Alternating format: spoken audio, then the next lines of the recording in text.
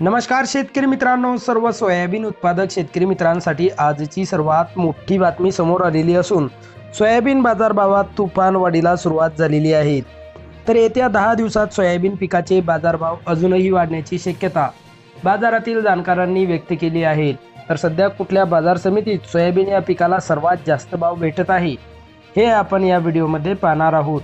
जर आपण एक सोयाबीन उत्पादक शेतकरी असाल आणि रोजचे सोयाबीन बाजारभाव आपल्याला मोबाईलवरच बघायचे असतील तर लगेच व्हिडिओला लाईक करा, चॅनल सबस्क्राईब करा आणि सोबतची बेल आयकॉन दाबून ठेवा।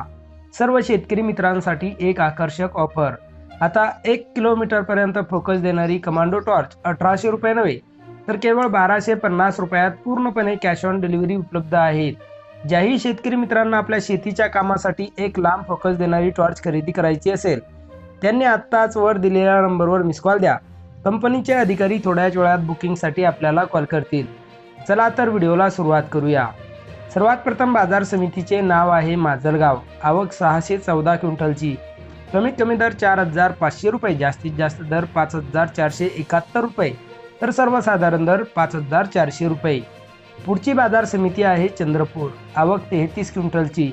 कमीत कमी दर 4900 रुपये, जास्तीत जास्त दर 5375 रुपये तर सर्वसाधारण दर 5000 रुपये। पुढची बाजार समिती आहे तुळजापूर। आवक 125 क्विंटलची।